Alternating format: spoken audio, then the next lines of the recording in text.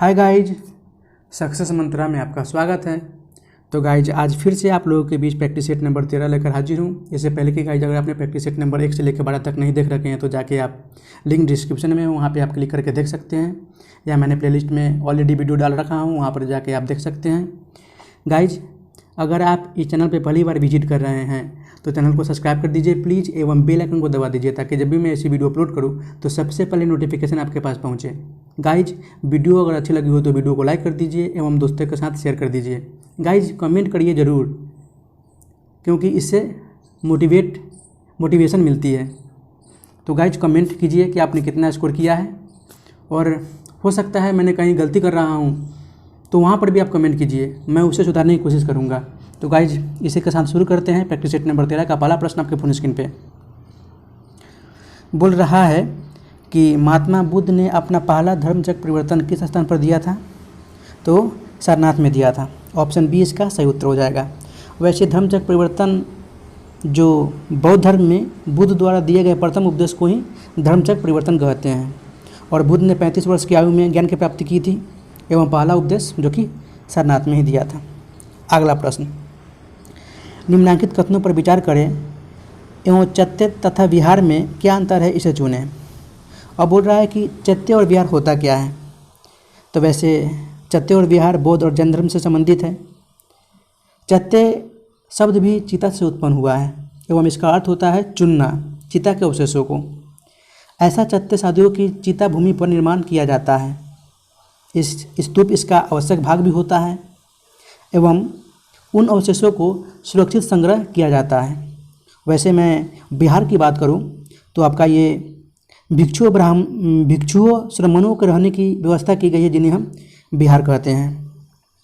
तो यहाँ पे आपका बढ़ जाएगा कि चत्य पूजा स्थल होता है जबकि बिहार निवास स्थल होता है। तो आप ऑप्शन बी के साथ चलना पड़ेगा आपको, ऑप्शन बी हो जाएगा। अगला प्रश्न, विश्व का पहला गणतंत्र वैशाली में किसके द्वारा स्थापित किया गया?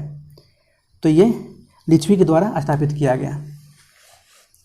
वैसे प्रारंभ के अधिकांश इतिहासकारों की धारणा थी कि प्राचीन भारत में केवल राजतंत्र ही हैं, परंतु खोजों के बाद पता चला कि प्राचीन भारत गणतंत्रों के साथ राजतंत्रों गण संघ राज्यों का भी अस्तित्व है, एवं बुद्ध काल में गंगा घाटी में कई गणराज्यों के अस्तित्व के प्रमाण भी मिले हैं।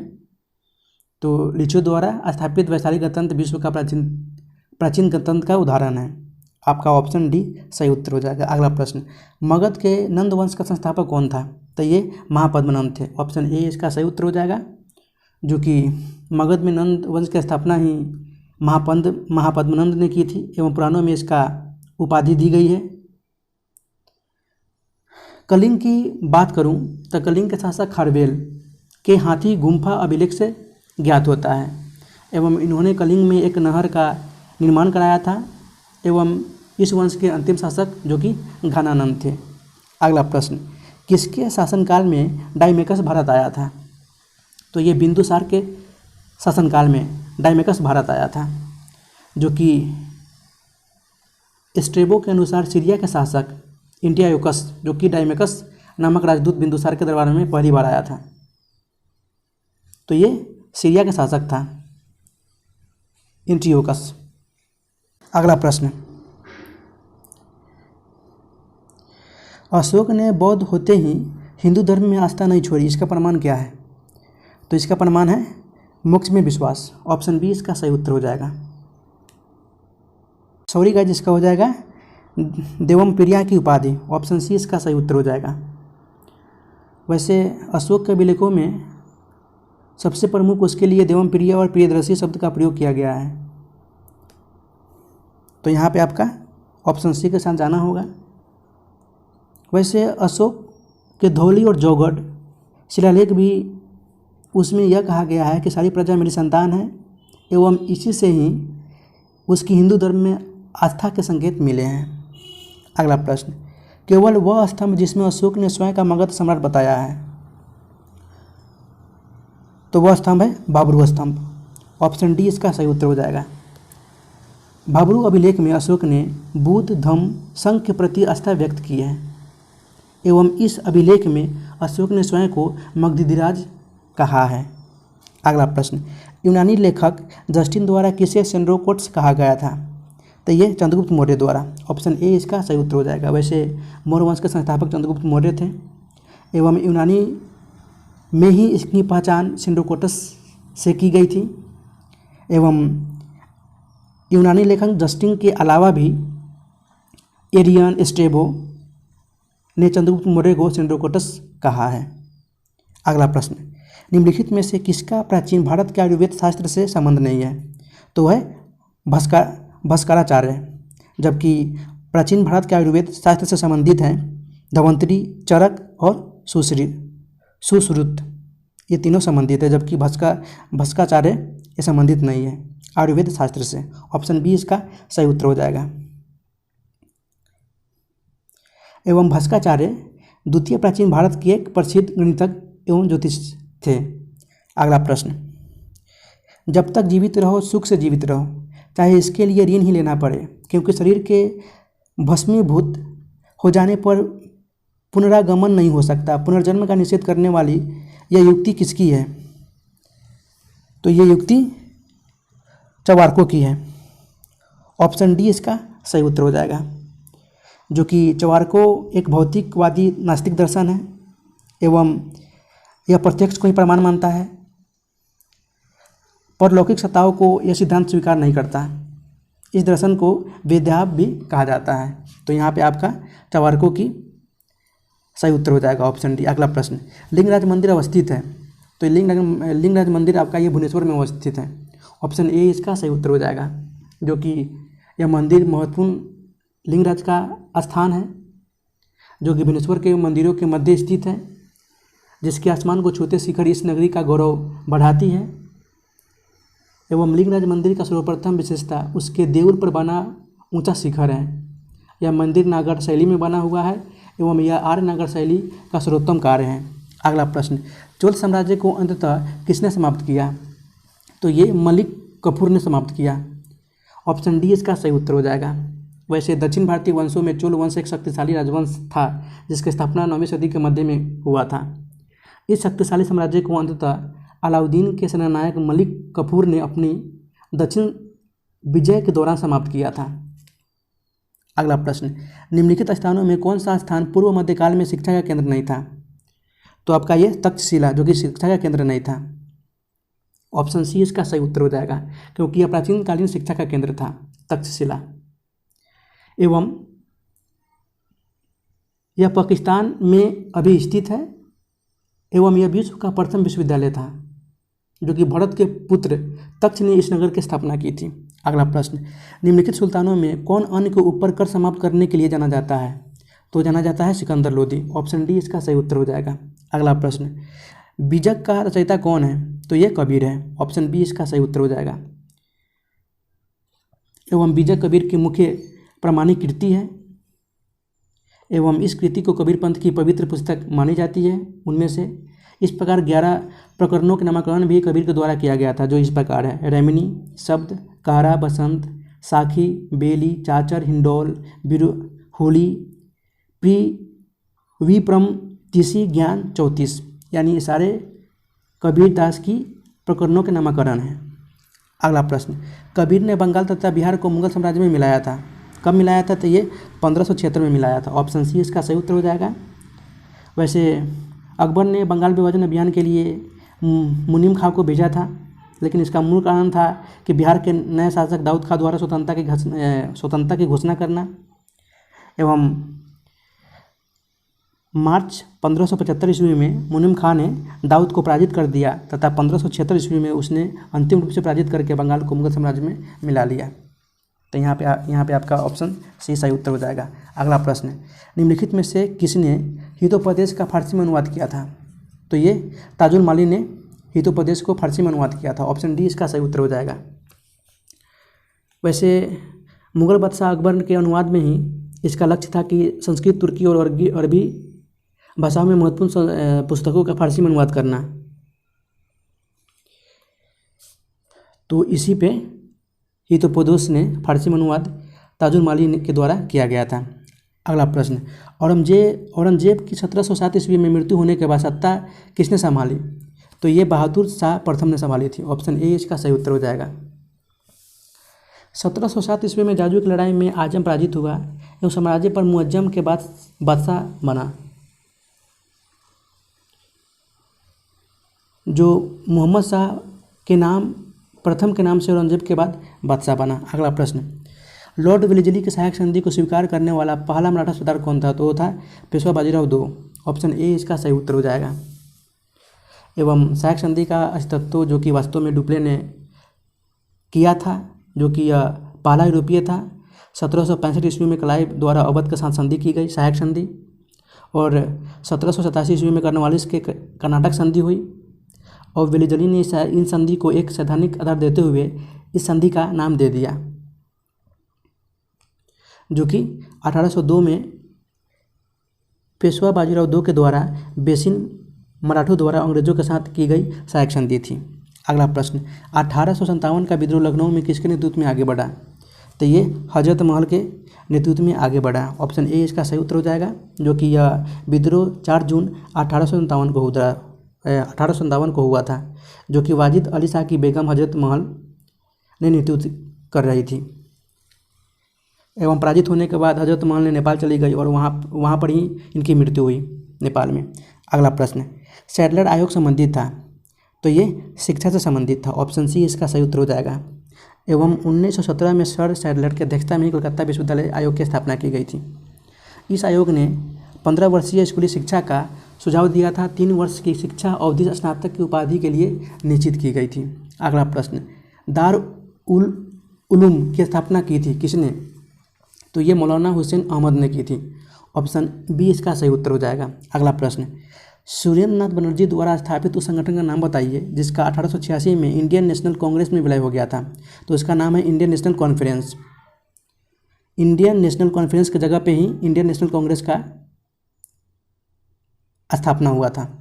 ऑप्शन डी इसका सही उत्तर हो जाएगा, जो कि सुरेंद्रनाथ बनर्जी एक राष्ट्रवादी नेता थे। अगला प्रश्न, निम्नलिखित पंक्तियों को किसने लिखा है? सरफरोशी की तमन्ना अब हमारे दिल में है, देखना है जोर कितना बाजुए कातिल में है। तो ये बिस्मिल ने लिखा है। ऑप्शन ए इसका सही उत्तर हो जाएगा, जो कि बिस्मिल एक प्रख्यात लेखक हैं। उन्होंने कई कविताएं, गज़लें और पुस्तकें भी लिखी हैं। उनमें से प्रमुख कृतियाँ हैं जो कि सरफरोशी की तमन्ना अब हमारे दिल में है, देखना है जोर कितना बाजुए कातिल में, इसके साथ साथ ज़िंदगी के राज और बिस्मिल की तरफ भी है। अगला प्रश्न, ब्रिटिश शासन के दौरान बिहार को एक अलग प्रांत का दर्जा किस वर्ष प्राप्त हुआ था? तो ये 1912 में प्राप्त हुआ था। ऑप्शन बी इसका सही उत्तर हो जाएगा, जो कि 12 दिसंबर 1911 को दिल्ली में एक भव्य दरबार का आयोजन किया गया एवं 1911 का दिल्ली दरबार गवर्नर जनरल लॉर्ड हर्डिंग द्वारा सम्राट की ओर से घोषणा स्मरणीय थी कि ब्रिटिश भारत की राजधानी को कलकत्ता से दिल्ली स्थानांतरित करने का निर्णय लिया गया। एवं दूसरा जो कि बंगाल विभाजन को निरस्त किया गया। बंगाल विभाजन को रद्द करने के परिणामस्वरूप बंगाल को नए प्रांत के रूप में गठन किया गया एवं उड़ीसा को बिहार को पृथक करने की घोषणा की गई। अगला प्रश्न, सविनय अवज्ञा आंदोलन के रूप में गांधी जी ने दांडी मार्च प्रारंभ किया था। तो ये 13 मार्च नहीं 12 मार्च 1930 को। ऑप्शन सी इसका सही उत्तर हो जाएगा, जो कि अंग्रेजों ने इसके उत्पादन व बिक्री को नियंत्रित कर रखा था नमक को लेकर। इस आंदोलन को प्रारंभ करने के लिए गांधी जी ने अपने साबरमती आश्रम से 12 मार्च 1930 को दांडी मार्च प्रारंभ किया था और 6 अप्रैल दांडी पहुंचकर आंदोलनों की शुरुआत की थी। अगला प्रश्न,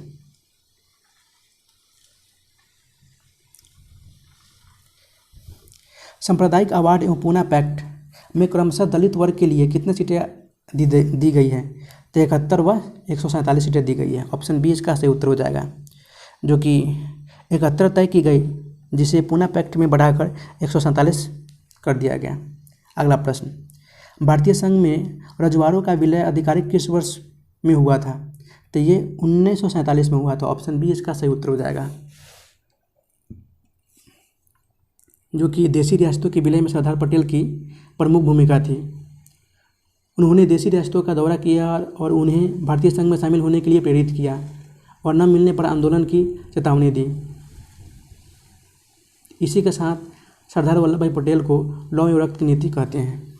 अगला प्रश्न, किस भारतीय क्रांतिकारी ने सुभाष चंद्र बोस को इंडियन नेशनल आर्मी के गठन में सक्रिय सहयोग दिया था? तो ये रास बिहारी बोस ने दिया था। ऑप्शन बी इसका सही उत्तर हो जाएगा। रास बिहारी बोस ने आज़ाद हिंद फौज की अध्यक्षता त्याग दी थी, जो कि सुभाष चंद्र बोस को आज़ाद हिंद फौज का सर्वोच्च सेनापति नियुक्त किया गया था, सर्वोच्च सेनापति नियुक्त किया गया था। अगला प्रश्न, 1946 के पश्चात मुस्लिम लीग ने किस प्रांत में अपनी सरकार बनाई? तो ये बंगाल में अपनी सरकार बनाई। ऑप्शन ए इसका सही उत्तर हो जाएगा, जो कि मुस्लिम लीग ने कृषक प्रजा पार्टी के साथ मिलकर फजलुल हक के नेतृत्व में बंगाल में सरकार बनाई थी। अगला प्रश्न, नई दिल्ली में 1947 में आयोजित अखिल भारतीय कांग्रेस समिति की बैठक में निम्नलिखित में से किसने विभाजन के प्रस्ताव का समर्थन किया था? तो ये अब्दुल कलाम आज़ाद ने विभाजन के प्रस्ताव को समर्थन किया था। ऑप्शन डी इसका सही उत्तर हो जाएगा। और ये प्रस्ताव ये किसकी बैठक में आयोजित की गई थी? तो ये गोविंद बल्लभ पंत के बैठक में आयोजित की गई थी, प्रस्ताव प्रस्तुत की गई थी। अगला प्रश्न, रेगुलेटिंग एक्ट के प्रावधानों के अंतर्गत बिहार के लिए एक प्रांतीय सभा की स्थापना की गई थी। तो ये 1774 में बिहार के लिए एक प्रांतीय सभा की स्थापना हुई थी। ऑप्शन बी इसका सही उत्तर हो जाएगा, जो कि रेगुलेटिंग एक्ट 1773 में लाया गया था। अगला प्रश्न, ब्रिटिश सरकार भारत के विभाजन के उत्तरदायी नहीं है, उपयुक्त कथन का श्रेय दिया जाता है? तो ये लॉर्ड इटली को। ऑप्शन बी इसका सही उत्तर हो जाएगा। अगला प्रश्न, जो कि निम्न को कालानुक्रम में लगाइए तथा नीचे दिए गए गुट से सही उत्तर चुनिए। तो दांडी मार्च, तो ये आपका 12 मार्च 1930 को हुआ था, जो कि 6 अप्रैल 1930 को शुरुआत हुई थी। जलियांवाला बाग नरसंहार यह 13 अप्रैल 1919 को हुआ था। भारत छोड़ो आंदोलन 9 अगस्त 1942 में एवं स्वदेशी आंदोलन 1905 में। तो पहले स्वदेशी आंदोलन हो जाएगा, उसके बाद जलियांवाला बाग हत्याकांड, उसके बाद दांडी मार्च, फिर भारत छोड़ो आंदोलन, यानी 4 to 13। तो 4 to 13 यानी आपका ऑप्शन हो जाएगा बी, गुड सही बैठेगा बी। अगला प्रश्न, झंडा गीत किसने लिखा था? तो ये श्यामलाल पार्षद ने लिखा था। ऑप्शन डी इसका सही उत्तर हो जाएगा, जो कि भारतीय स्वतंत्रता संग्राम के एक सेनानी एवं समाज सेवी थे। अगला प्रश्न, भारत के प्रादेशिक जल क्षेत्र का विस्तार कितना है? तो ये है तट से 12 समुद्री मील तक। ऑप्शन सी इसका सही उत्तर हो जाएगा। किसी भी देश के प्रादेशिक जल क्षेत्र का क्षेत्रीय सागर कहा जाता है। अगला प्रश्न, बिहार राज्य में गंगा के किनारे स्थित जिलों की संख्या कितनी है? तो ये 12 है।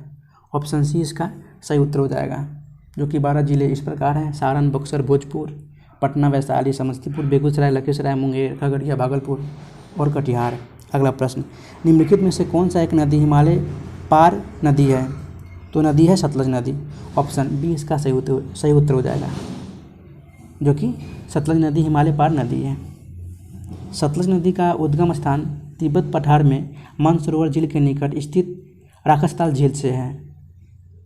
भारत में यह नदी हिमाचल प्रदेश में वृहद हिमालय में सिपकी लादर्रे के पास गार्ज बनाते हुए प्रवेश करती है तथा पंजाब से होती हुई पाकिस्तान के बहावलपुर में सिंधु नदी से मिल जाती है। अगला प्रश्न, संकोच नदी किसकी सीमा बनाती है? तो ये असम और पश्चिम बंगाल के बीच सीमा बनाती है। ऑप्शन सी इसका सही उत्तर हो जाएगा। असम बांग्लादेश सीमा ब्रह्मपुत्र नदी से मिल जाती है। अगला प्रश्न, निम्नलिखित कथनों में कौन सत्य है? तो बोल रहा है कि केवल कुछ चक्रवात के ही केंद्र में वतक्षी उत्पन्न करते हैं। आपका यहाँ पे कथन ऑप्शन बी सही उत्तर हो जाएगा, क्योंकि चक्रवातों के अवस्थित गति, आकार, प्रभाव, उत्पत्ति प्रक्रिया या इत्यादि के आधार पर 2 भागों में शीतोष्ण में विभाजित करते हैं। इनमें उष्णकटिबंधीय चक्रवात के केंद्र के रूप में वताक्षी स्पष्टता उत्पन्न होता है। अगला प्रश्न, महाकाली संधि निम्न में भारत और किस देश के मध्य है? तो भारत और नेपाल के मध्य है। ऑप्शन बी इसका सही उत्तर हो जाएगा, जो कि 1996 में मध्य फरवरी में इसकी स्थापना ये संधि हुई थी, महाकाली संधि। एवं इन संधि के द्वारा महाकाली अथवा शारदा नदी के जल के उपयोग की सीमा निर्धारित की गई है। अगला प्रश्न, जो कि सूची 1 को सूची 2 के साथ सुमिलित करना है और सूचियों के नीचे दिए गए गुट का उपयोग कर सही उत्तर चुनना है। तो यहाँ पे मैंगनीज, जो कि इसका भंडारण आपका उड़ीसा में है, लेकिन बोल रहा है कि उत्खनन तो आपका यह मध्य प्रदेश हो जाएगा। निकेल का उड़ीसा, इसका खनन एवं शेषा जस्ता का खनन राजस्थान में एवं एस्टेबेटस का हो जाएगा आंध्र प्रदेश में। यानी आपका कोड बढ़ जाएगा ऑप्शन 1 2 3 4 यानी सी। अगला प्रश्न, निम्नलिखित में से कौन से युग्म सही सुमेलित हैं? तो यहाँ पे इडुक्की जो कि सही सुमेलित नहीं है, यहाँ पे होना चाहिए नहीं है। तो इडुक्की जो कि ताप विद्युत केंद्र न होकर ये जल विद्युत परियोजना है, जबकि सबरीगिरी जल विद्युत परियोजना है, घाटप्रभा सिंचाई परियोजना है एवं रामगंगा बहुउद्देशीय परियोजना है। इडुक्की ताप विद्युत केंद्र नहीं जल विद्युत परियोजना है, जो केरल के इडुक्की जिले में पेरियार नदी पर अवस्थित है। सबरीगिरी की बात करूँ तो ये तो जल विद्युत परियोजना है ही, जो कि केरल के पंपा नदी पर अवस्थित है।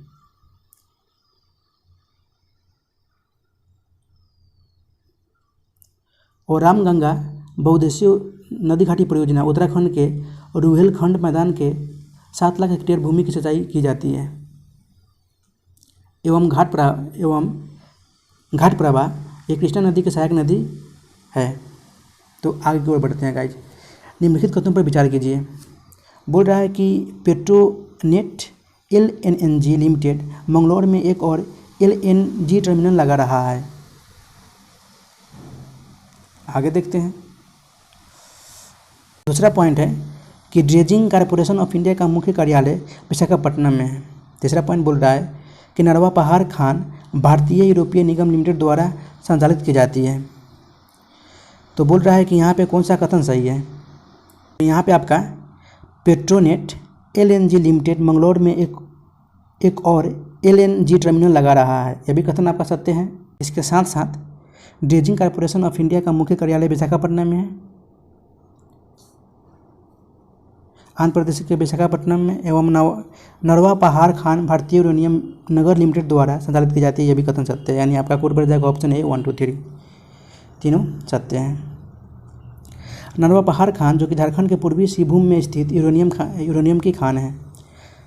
अगला प्रश्न, जब 82 डिग्री 30 मिनट देशांतर पर मध्यापन हो तब प्रातः के 6:30 किस देशांतर या अंश पर बजेंगे? तो ये 0 डिग्री पूर्व या पश्चिम पर बजेंगे। ऑप्शन सी इसका सही उत्तर हो जाएगा, क्योंकि पृथ्वी गोलाकार होने के कारण 360 डिग्री लगभग 24 घंटे में घूम जाती है। तो 1 डिग्री देशांतर की दूरी तय करने में पृथ्वी को 4 मिनट लगता है, तो 15 डिग्री देशांतर दूरी तय करने में 1 घंटा लगेगा, 60 मिनट लगेगा। तो दे रखा है कि 82 डिग्री 30 मिनट, तो जब मध्याह्न को 6:30 प्रातः का मतलब 5 घंटे 30 मिनट का अंतर होगा। तो 1 घंटे बराबर 15 डिग्री का देशांतर का अंतर है, तो 15 घंटे में 82 डिग्री का अंतर अर्थात 82 degree minus 30 minute minus 82 degree minus 30 minute यानी 0 डिग्री देशांतर हो जाएगा आपका। ऑप्शन डी इसका सही उत्तर हो जाएगा। इनमें से कौन सा देश भारत के साथ सबसे लंबी स्थलीय सीमा बनाता है? तो बनाता है बांग्लादेश, जो कि 4096.7 किलोमीटर का लंबी स्थलीय सीमा बनाता है। अगला प्रश्न, विश्व का सबसे पुराना गहरा समुद्री गर्त कौन है? तो ये गर्त है चैलेंजर। ऑप्शन बी इसका सही उत्तर हो जाएगा, जो कि प्रशांत महासागर में स्थित है एवं इसकी गहराई 11,033 मीटर है। अगला प्रश्न, पनामा नहर जोड़ती है? तो ये प्रशांत महासागर एवं अटलांटिक महासागर को पनामा नहर जोड़ती है। ऑप्शन बी इसका सही उत्तर हो जाएगा। अगला प्रश्न, कथन दे रखा है कि वायुमंडल में नमी की मात्रा अक्षांश से संबंध है। कारण बोल रहा है कि नमी को जलवाष्प के रूप में रखने की क्षमता तापमान से संबंध है। बोल रहा है कि नीचे दिए गए कोड का सही उत्तर चुनिए। और तो यहाँ पे आपका बोला जा रहा है कि वायुमंडल में नमी की मात्रा अक्षांश से संबंध है, बिल्कुल सही है।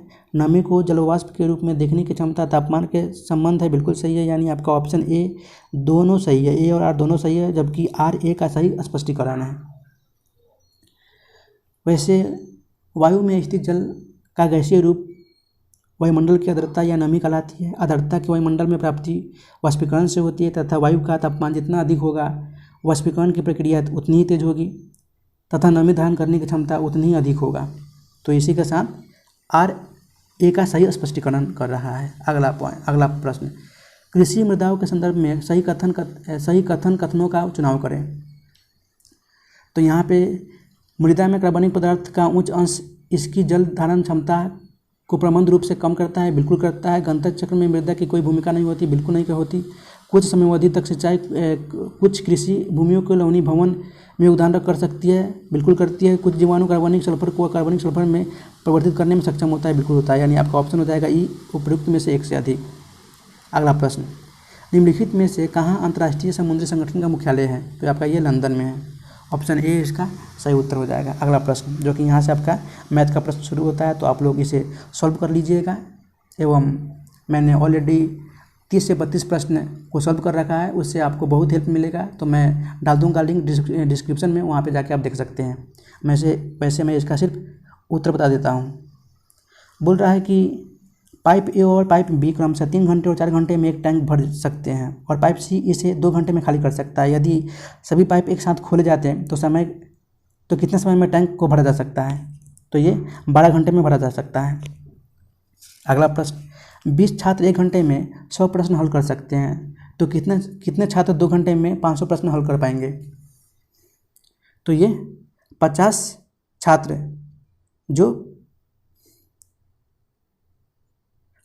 ऐसे होंगे जो 500 प्रश्न 2 घंटे में हल कर लेंगे, यानी ऑप्शन ए हो जाएगा, इनमें से कोई नहीं। अगला प्रश्न, एक छात्र को पास होने के लिए कुछ अंकों का 25% प्राप्त करना होगा। उसने 133 अंक प्राप्त किए और 40 अंकों से असफल रहा। अधिकतम अंक कितना है? तो अधिकतम अंक है 500। अगला प्रश्न जो कि हल करना है, 14 का स्क्वायर माइनस 7 का स्क्वायर प्लस अगला संख्या कौन सा होगा जो कि 15 के स्क्वायर के बराबर होगा? तो यहाँ पर भी आपका सही उत्तर हो जाएगा ऑप्शन ई, इनमें से कोई नहीं, क्योंकि इसका उत्तर हो जाएगा 78। अगला प्रश्न, यदि लसा 648 और उसका अनुपात 8:9 है तो दो संख्याओं का अंतर क्या होगा? दो संख्याओं का अंतर हो जाएगा 9। अगला प्रश्न, किसी व्यक्ति का कुल मासिक खर्च 50,000 रुपये है को नीचे वृत्त आलेख से सेक्टर द्वारा विभाजित किया गया है। तो आप देख लीजिए इसका चित्र। बोल रहा है कि भोजन और शिक्षा का केंद्रीय कोण का योग ज्ञात कीजिए। तो इसका योग हो जाएगा 248.4 डिग्री। अगला प्रश्न, सुनील और नवीन ने 11:12 के में एक व्यवसाय के कुछ धन निवेश किया, लेकिन सुनील ने 8 महीने के लिए धन का निवेश किया। यदि लाभ 2:3 के अनुपात में सुनील और नवीन द्वारा साझा किया गया तो नवीन ने कितने समय के लिए धन का निवेश किया गया था? तो नवीन द्वारा 11 महीने का निवेश किया गया था।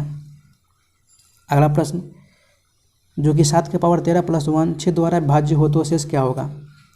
तो शेष यहाँ पे हो जाएगा आपका 2। अगला प्रश्न, 7 7 7 7 7 का प्रसरण होगा, इसका मान कितना होना चाहिए? तो 0 होगा। अगला प्रश्न, यदि वृत्त की त्रिज्या को 1 इकाई बढ़ा दिया जाए तो उसका क्षेत्रफल दुगना हो जाता है, तो वृत्त की त्रिज्या ज्ञात करें। तो वृत्त की त्रिज्या हो जाएगा आपका 1 + √2। अगला प्रश्न, हवा में आर्द्रता को नापने के लिए कौन सा उपकरण प्रयोग में लाया जाता है? तो ये हाइग्रोमीटर का उपयोग किया जाता है। ऑप्शन बी इसका सही उत्तर हो जाएगा। वैसे हाइड्रोमीटर का उपयोग आपका द्रव को आपेक्षिक घनत्व के मापन में इसका उपयोग किया जाता है। स्पेक्ट्रोमीटर का उपयोग स्पेक्ट्रम के विशिष्ट भाग के सापेक्ष प्रकाश के गुणों को मापन में इसका उपयोग किया जाता है, जबकि यूडियोमीटर का उपयोग गैसीय मिश्रण के आयतन में के परिवर्तन में इसका उपयोग किया जाता है। अगला प्रश्न, मानव शरीर का भार होता है, तो ये ध्रुवों पर अधिकतम होता है, यानी वस्तु का भार जी के मान के अनुसार बदलता रहता है, लेकिन जी का मान ध्रुवों पर अधिकतम होगा। अगला प्रश्न, एक तरल किसी सिलेंडराकार पाइप में धारारेखीय रीति से बह रहा है। पाइप के अक्ष वाले खंड में प्रवाह की परिच्छेदिका प्रोफाइल होगा। तो आपका यहाँ पे उत्तर हो जाएगा ऑप्शन डी, क्योंकि किसी सिलेंडराकार पाइप में बह रही तरल की गति के पाइप के पास कम और पाइप से दूर जाने पर इसकी गति बढ़ती जाती है।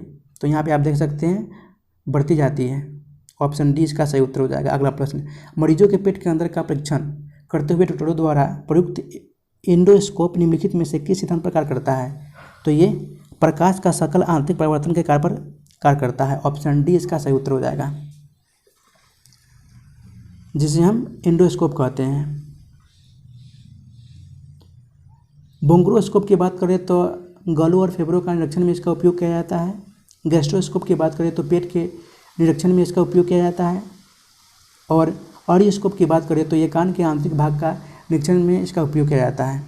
अगला प्रश्न, प्रसारी विश्व की संकल्पना आधारित है, तो ये डॉपलर प्रभाव पर। ऑप्शन ए इसका सही उत्तर हो जाएगा। अगला प्रश्न, यदि किसी ऐनक के लेंस की पावर +2 डायोप्टर हो तो इसके फोकस की दूरी कितनी होगी?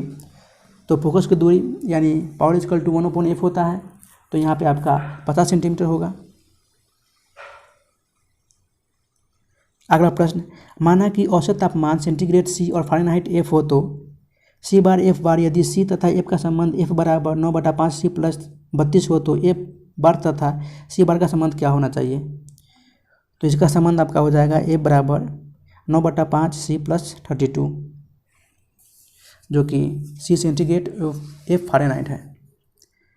अगला प्रश्न, कमरे को ठंडा किया जा सकता है, तो ये संपीड़ित गैस को छोड़ने से। ऑप्शन बी इसका सही उत्तर हो जाएगा। एवं इस्तेमाल होने वाली गैसों को रेफ्रिजरेंट्स कहा जाते हैं, जो रेफ्रिजरेटर में इसका यूज किया जाता है, जो कि यह एक तरल पदार्थ होते हैं जो फ्रिज और कमरे की गर्मी के बाहर के वातावरण को फेंकते हैं।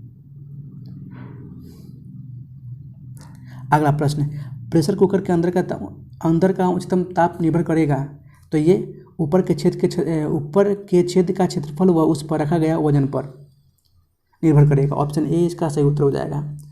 प्रेशर कुकर में वायुमंडलीय दाब से अधिक दाब उत्पन्न होता है, जिसके कारण पानी का क्वथनांक 125 डिग्री सेल्सियस हो जाता है। इसी कारण खाना जल्दी से पक जाता है। अगला प्रश्न, एक जैव पद्धति जिसमें पराश्रव्य ध्वनि का उपयोग किया जाता है तो है सोनोग्राफी। ऑप्शन ए इसका सही उत्तर हो जाएगा। अगला प्रश्न, निम्नलिखित में से कौन सा कथन सही नहीं है? तो आपका कथन है, किसी विलयन में विलय के योगों से इसका जल विभव बढ़ जाता है। आपका यह कथन सही नहीं है। ऑप्शन बी इसका सही उत्तर हो जाएगा, क्योंकि 2 या 2 से अधिक पदार्थों का सामग्री मिश्रण ही वास्तविक विलयन कहलाता है, या वास्तविक विलयन में पदों के कणों का आकार 10⁻⁻7 से कम रहता है। अगला प्रश्न, जो कि मिलान करना है, तो नीला थूथा आपका हो जाएगा कवकनाशी, जो कि अनुप्रयोग पदार्थ अनुप्रयोग है। यूओसिन इसका हो जाएगा लाल स्याही। सिल्वर आयोडाइड जो कि कृत्रिम वर्षा में इसका उपयोग होता है, एवं जिंक फॉस्फाइड का ये कृतंगनाशी में इसका यूज करते हैं। यानी आपका कूट बढ़ जाएगा ऑप्शन 2314 यानी ऑप्शन कूट सी। अगला प्रश्न, नाइट्रोजन मुक्ति से होता है, तो ये स्थल मंडलीय एवं वायुमंडलीय नाइट्रोजन की मात्रा अप्रभावित नाइट्रोजन मुक्ति से। ऑप्शन सी इसका सही उत्तर हो जाएगा। वैसे नाइट्रोजन मुक्ति एक अवयवी प्रक्रिया है जो अनाइट्रीकरण जीवाणु द्वारा संपन्न की जाती है। अगला प्रश्न, कॉपर सल्फेट का जलीय घोल अम्लीय होता है क्योंकि इस लवण का जल अपघटन होता है। ऑप्शन सी इसका सही उत्तर हो जाएगा। कॉपर सल्फेट जो कि कॉपर सबसे अधिक पाया जाने वाला यौगिक है एवं यह विद्युत लेपन में उपयोगी होता है। अगला प्रश्न, अनुकारिक आदिम भूमि परिस्थितियों में निम्नलिखित के प्रादुर्भाव का सही अनुक्रम कौन सा है? तो ये सही अनुक्रम है मेथन हाइड्रोजन साइनाइड नाइट्राइल एनिमो अम्ल, यानी ऑप्शन ए इसका सही उत्तर हो जाएगा। मीथेन जो कि एक रंगहीन गंधहीन गैस है, जो ईंधन के रूप में इसका इस्तेमाल किया जाता है। इसका रासायनिक सूत्र होता है CH4। अगला प्रश्न, कथन ए कथन आर जो कि फॉर्मिक एसिड एसिटिक एसिड से अधिक तेज अम्ल है, फॉर्मिक एसिड ऑर्गेनिक एसिड है। तो यहाँ पे बोल रहा है कि ए और आर दोनों सही है, किंतु आर ए का सही स्पष्टीकरण नहीं कर रहा है। जो बोल रहा है कि फॉर्मिक एसिड ऑर्गेनिक एसिड है, आपका यहाँ पे सही स्पष्टीकरण नहीं कर रहा है, क्योंकि फॉर्मिक एसिड आपका कार्बोनिक एसिड है, कार्बोक्सिलिक एसिड है, कार्बोक्सिलिक अम्ल है, जो कि इसे लाल चिट्टी और जल के अवशोषण द्वारा प्राप्त किया जाता है। अगला प्रश्न, सीएनजी है तो सीएनजी कंप्रेस्ड नेचुरल गैस है। ऑप्शन ए इसका सही उत्तर हो जाएगा, जो कि मेथेन और ईथेन से ये बनी हुई होती है सीएनजी, एवं यह हाइड्रोकार्बन का मिश्रण है जिसमें मीथेन गैस की उपस्थिति 80 से 90% होती है, एवं इसका उपयोग वाहनों में किया जाता है क्योंकि यह पेट्रोल और डीजल की तुलना में कम प्रदूषक जैसे कार्बन मोनोऑक्साइड, नाइट्रोजन डाइऑक्साइड आदि उत्पन्न करती है। अगला प्रश्न, निम्न में से कौन सा पदार्थ साबुन बनाने में प्रयोग होता है? तो पदार्थ है वनस्पति तेल। ऑप्शन ए इसका सही उत्तर हो जाएगा, जो कि साबुन उच्च वसा अम्लों के सोडियम लवण है। अगला प्रश्न, कार्बन नैनो ट्यूब्स CNTS किसने बनाई है? तो ये आई जीमान ने बनाई है। ऑप्शन बी इसका सही उत्तर हो जाएगा, जो कि कार्बन नैनो ट्यूब्स एक बेलनाकार नैनो संरचना वाले कार्बन के एलोट्रोप्स हैं। अगला प्रश्न, carbon dioxide CO2, nitrous oxide N2O, chlorofluorocarbons CFCS, methane CH4 गैसों का ग्लोबल वार्मिंग के प्रति अपेक्षित योगदान है। तो योगदान है CO2 greater than CH4 greater than N2O greater than CFCS, यानी CO2 की प्रधानता ग्लोबल वार्मिंग में 26%, जबकि मीथेन का कार्बन डाइऑक्साइड का 26%, मीथेन का 4%, नाइट्रोजन ऑक्साइड का 1.5% जलवाष्प का, एवं अन्य का आपका 0.1%। अगला प्रश्न, निम्न प्रजातियों में से कौन सी दांत वाली व्हेलों की विशालतम है? तो है स्पर्म व्हेल। ऑप्शन सी इसका सही उत्तर हो जाएगा। अगला प्रश्न, निम्नलिखित में से कौन सा वायु प्रदूषण के जैविक सूचक का प्रसिद्ध उदाहरण है? तो है लाइकेंस। ऑप्शन ए इसका सही उत्तर हो जाएगा, क्योंकि प्रदूषक वायु में लाइकेंस का विकास नहीं होता, इसी कारण ये बड़े शहरों के पास कभी नहीं उग पाते। अगला प्रश्न, मानव शरीर में सर्वाधिक प्रचुरता से पाया जाने वाला तत्व कौन सा है? तो तत्व है ऑक्सीजन। ऑप्शन सी इसका सही उत्तर हो जाएगा, जो कि लगभग 70% ये पाया जाने वाला तत्व है। और दूसरा है आपका कार्बन। इसका अतिरिक्त भी तत्व है nitrogen, calcium, phosphorus, potassium, sulphur आदि तत्व। जब किसी वृक्ष की छाल वृक्ष के आधार के पास से गोलाकार चारों तरफ से हटा दी जाती है तो यह वृक्ष धीरे धीरे सूख कर मर जाता है, क्योंकि जड़ी ऊर्जा से वंचित रह जाती है। ऑप्शन बी इसका सही उत्तर हो जाएगा। अगला प्रश्न, एक गिलास पानी पीने से कितनी कैलोरी मिलती है? तो एक गिलास पानी पीने से 0 कैलोरी मिलती है।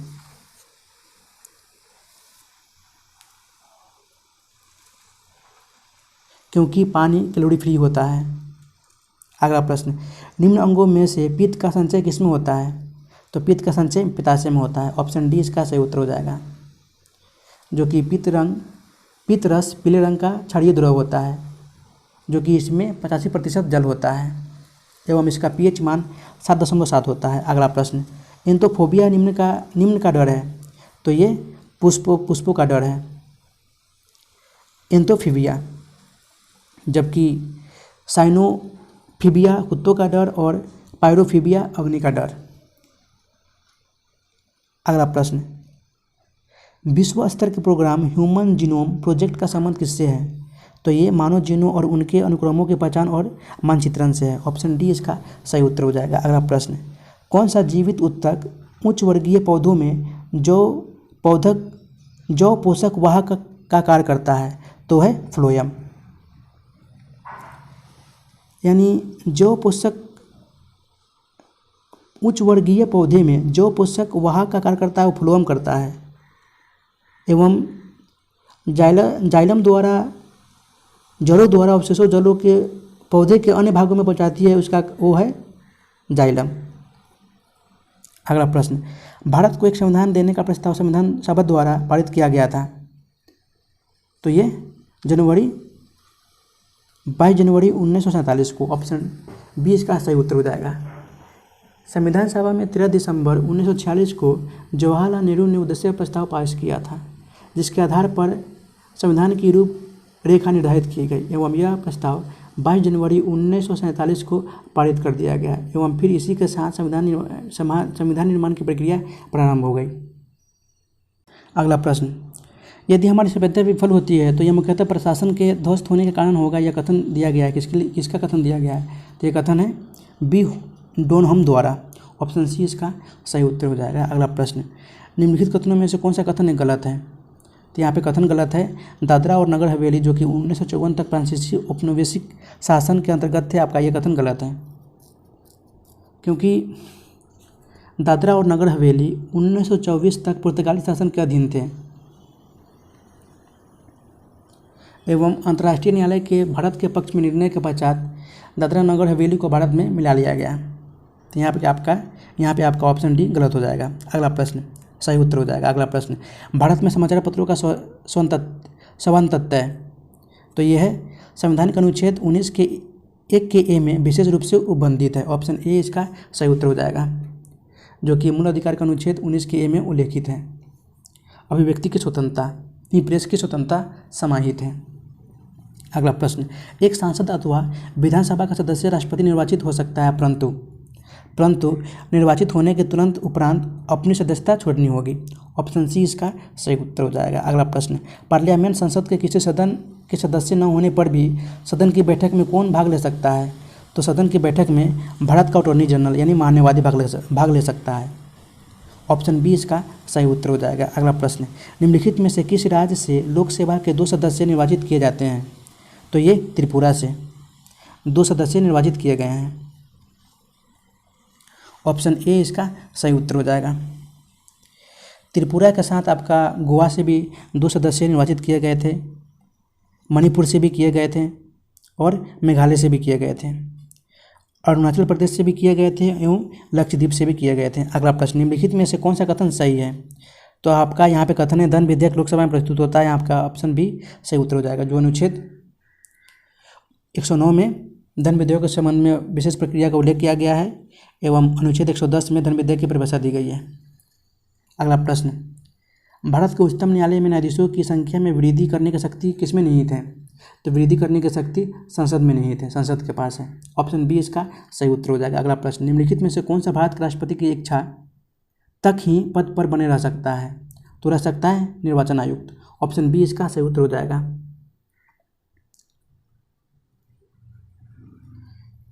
एवं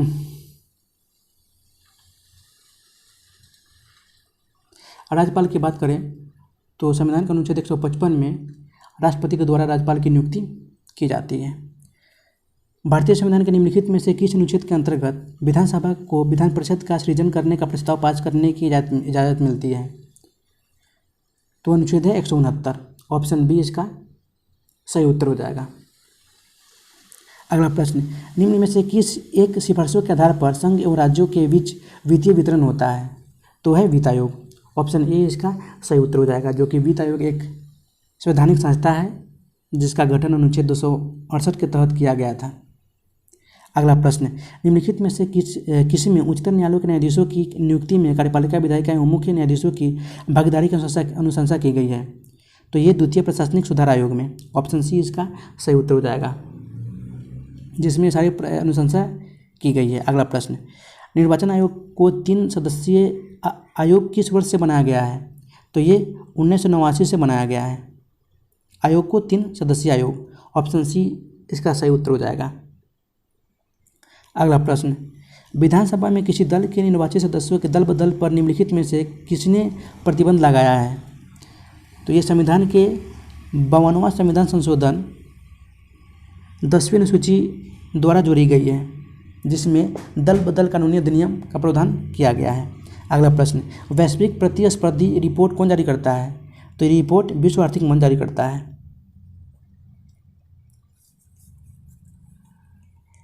मानव पूंजी पर्यावरण के सक्षम करने, नवाचार और पारिस्थितिकी तंत्र इस रिपोर्ट के प्रमुख पैरामीटर हैं। अगला प्रश्न, निम्न में से कौन सा देश अंतर्राष्ट्रीय मुद्रा कोष का नवीनतम सदस्य है? तो है अंडोरा। ऑप्शन सी इसका सही उत्तर हो जाएगा। अगला प्रश्न, निम्न में से कौन राष्ट्रीय विकास परिषद का सदस्य नहीं होता? तो ये जो राज्यों का राज्यपाल राष्ट्रीय विकास परिषद का सदस्य नहीं होता। अगला प्रश्न, Tata AI AIA life insurance ने किस ओलंपिक पद विजेता को अपना ब्रांड एम्बेसडर नियुक्त किया है? तो ये नीरज चोपड़ा को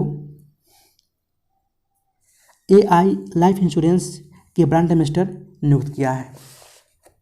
अगला प्रश्न, भारतीय संविधान का कौन सा अनुच्छेद ट्रेड यूनियन बनाने की स्वतंत्रता देता है?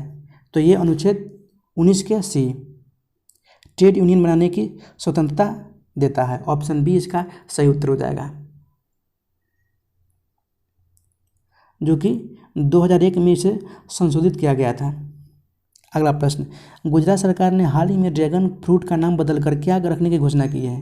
तो ये कमलम फ्रूट रखने की घोषणा की है। ऑप्शन ए इसका सही उत्तर हो जाएगा।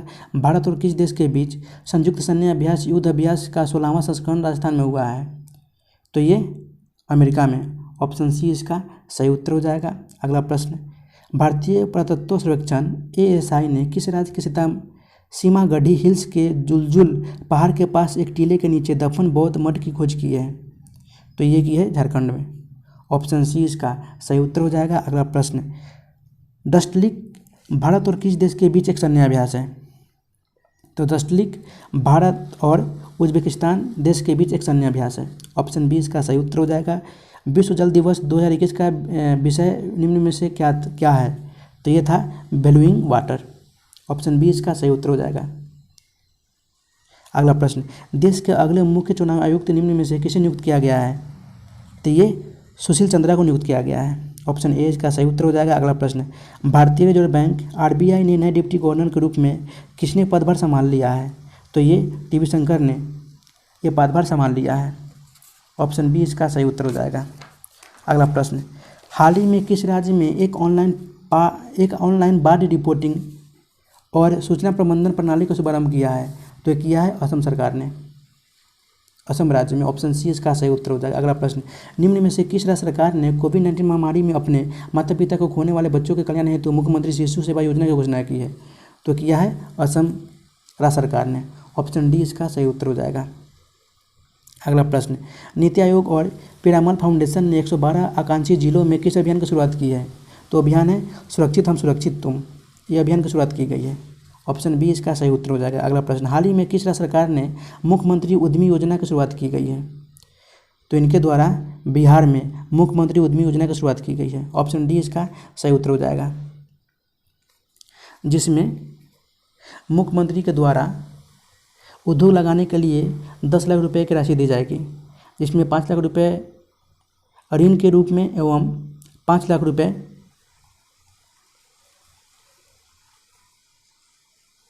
अनुदान के रूप में दी जाएगी। अगला प्रश्न, देश के उच्च शिक्षण संस्थानों में निम्न में से किस संस्थान को लगातार तीसरी बार देश का सर्वश्रेष्ठ संस्थान चुना गया है? तो चुना गया है IIT मद्रास को। ऑप्शन सी इसका सही उत्तर हो जाएगा, जो कि ऑल ओवर इंजीनियरिंग श्रेणी में नंबर 1 स्थान दिया गया है। अगला प्रश्न, इंग्लैंड को हराकर निम्न में से किसने यूरो कप 2020 का खिताब जीत लिया है? तो ये जीत लिया है इटली ने। ऑप्शन ए इसका सही उत्तर हो जाएगा। केंद्र सरकार ने हाल ही में किस केंद्र शासित प्रदेश में 1750 करोड़ रुपए की लागत से बनने वाली केंद्रीय विश्वविद्यालय को मंजूरी प्रदान कर दी है? तो यह है लद्दाख ने, लद्दाख केंद्र शासित प्रदेश ने की सरकार ने 1750 करोड़ रुपए की लागत से बनने वाली केंद्रीय विश्वविद्यालय को मंजूरी प्रदान कर दी है। ऑप्शन डी इसका सही उत्तर हो जाएगा। अगला प्रश्न, टाटा समूह के चेयरमैन एन चंद्रशेखर ने इस वर्ष किस देश में 28,900 करोड़ रुपए निवेश करने की घोषणा की है? तो ये भारत में। ऑप्शन बी इसका सही उत्तर हो जाएगा। अगला प्रश्न, विश्व पृथ्वी दिवस निम्न में से किस दिन मनाया जाता है? तो ये 22 अप्रैल को मनाया जाता है। अगला प्रश्न, शहरी क्षेत्रों में सामुदायिक वन संसाधन अधिकारों को मान्यता देने वाला पहला राज्य निम्न में से कौन बन गया है? तो ये बना है छत्तीसगढ़। ऑप्शन सी इसका सही उत्तर हो जाएगा।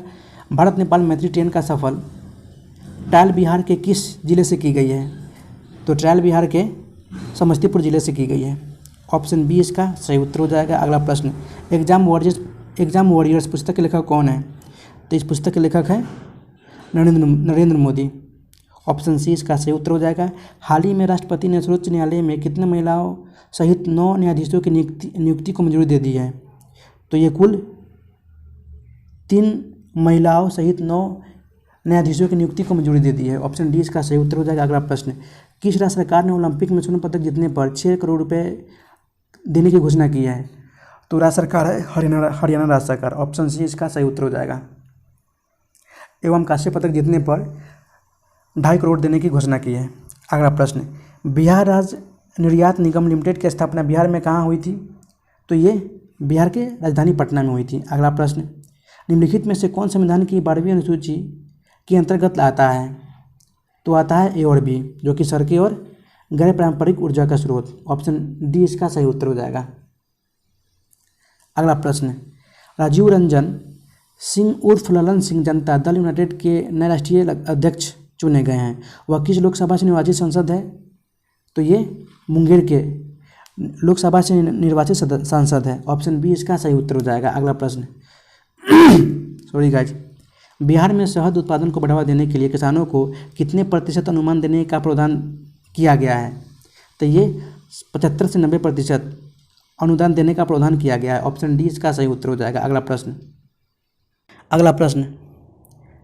हाल ही में किस योजना को अंतर्राष्ट्रीय स्तर के एग्रीकल्चर हुडे मैगजीन में स्थान दिया गया है? तो ये अपनी क्यारी अपनी थाली के मैगजीन में स्थान दिया गया है। ऑप्शन सी इसका सही उत्तर हो जाएगा। अगला प्रश्न, अंतर्राष्ट्रीय वरिष्ठ नागरिक दिवस वर्ल्ड सीनियर सिटीजन्स डे निम्न में से किस दिन मनाया जाता है? तो ये 21 अगस्त को मनाया जाता है। ऑप्शन सी इसका सही उत्तर हो जाएगा। हाल ही में किस देश की नौसेना ने आधिकारिक रूप से पनडुब्बी NS सिंधुवीर को प्रतिष्ठापित किया है? तो ये म्यांमार देश की नौसेना ने आधिकारिक रूप से पनडुब्बी INS सिंधुवीर को प्रतिष्ठापित किया है। ऑप्शन सी इसका सही उत्तर हो जाएगा। अगला प्रश्न, फोर्ब्स की तरफ से जारी 1000 पावरफुल वीमेन लिस्ट के निम्न में से किस महिला को प्रथम स्थान प्राप्त हुआ है? तो ये एंजेला मर्केल को प्रथम स्थान प्राप्त हुआ है।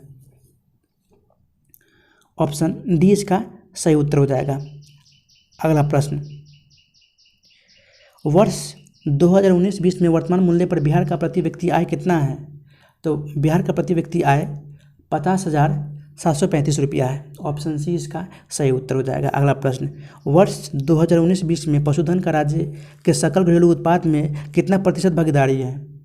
तो यहाँ पे 6% की भागीदारी है। ऑप्शन सी सही उत्तर हो जाएगा। अगला प्रश्न, बिहार सरकार द्वारा वर्ष 2019-20 में वेतन और पेंशन पर कितने करोड़ रुपए का व्यय किया गया है? तो वेतन और पेंशन पर 37,529 करोड़ रुपए का व्यय किया गया है। ऑप्शन सी इसका सही उत्तर हो जाएगा। बिहार का पहला जिला जहां सबसे पहले त्रिस्तरीय पंचायतों के परामर्श समितियों ने कार्य करना प्रारंभ किया है, तो जिला है शिवहर। ऑप्शन ए इसका सही उत्तर हो जाएगा। अगला प्रश्न, गंडक बहुउद्देशीय परियोजना हेतु निम्न में से किस वर्ष समझौता हुआ था? तो ये 1959 ईस्वी में समझौता हुआ था।